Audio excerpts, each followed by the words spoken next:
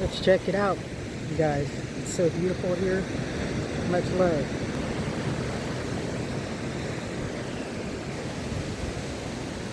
I want you all to have a great Easter. God's blessings and grace every day. To all my fellow auditors that are incarcerated. Flex your freedoms, Billy Buttcrack. Please free him immediately. He is a veteran, and he does not deserve to be incarcerated for one day. He didn't do anything wrong. Also, it's my prayer to the Lord that you have them release our patriots. Billy Buttcrack, flex your freedoms.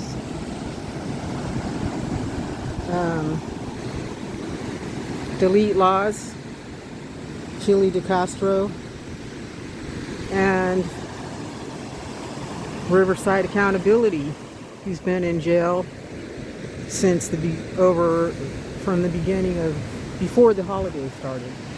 So all three of those I'm praying for right here at the beach on this weekend holiday that I want to share with you all my sweet peeps that always believe something wonderful is about to happen, because it is.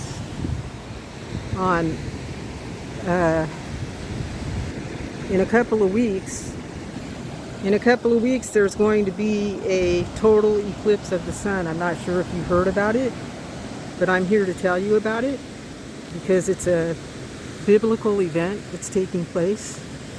And when the total eclipse of the sun happens, and the moon is going to block out the sun, and there's supposed to be 3 hours of darkness. Some people are saying 3 days. It depends on what you believe in. But April 8th is the day that it's happening. And it's only happened one other time in the history of creation, from what I've heard. Look at that little squirrel right there. And that was when Jesus was crucified. And just to make you all aware, to get prepared, because these things do have a history of creating earthquakes, and we do live on a fault line here in California.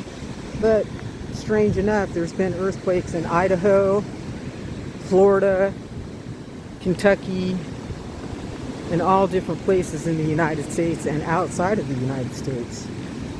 And that is also biblical. It tells you to look up to the sky for signs, and they're giving us signs.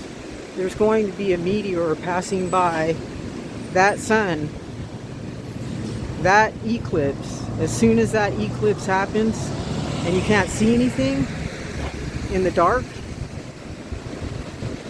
there's a meteor that's going right by the eclipse at the exact time that it's darkened out. And some people are saying that meteor is going to land in Israel. Okay? So a lot of people that I talk to don't have a clue about the eclipse that's coming up. And I've asked several people about it, and they're like, no, I didn't know. Yeah, so sometimes you have different kinds of people out here hanging out behind your vehicle in Shell Beach.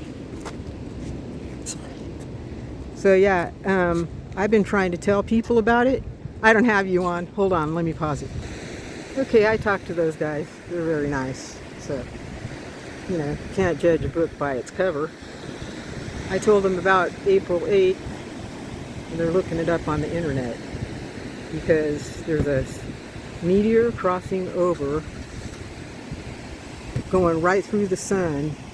As soon as the moon blacks out the sun, there's a meteor that's going to go by the moon, and you're going to be able to see it. Some people are going to be able to see it, and then some of the religious people are saying it's biblical, that it's Jesus, and it's the end of times and all this stuff. So I'm just letting you all know in case you haven't heard of it, because most of the people I've been talking to around here haven't. And I think we need to be aware so we can kind of prepare and repent or do whatever we need to do, because they say look for signs of the times up in the air, and so that's where we need to be looking, and that's where I'm looking. So the eclipse is April 8th. Hope you all have a happy Easter.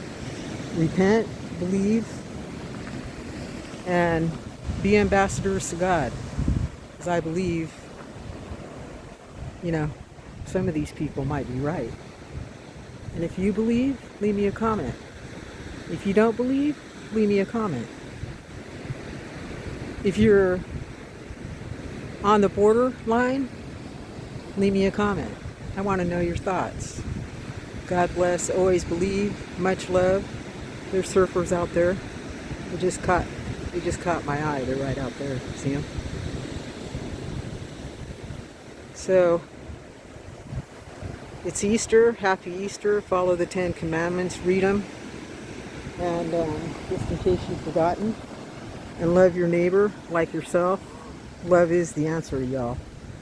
No more of this war and everything that's going on out here in the world, in the Middle East and everything. Too much for too long.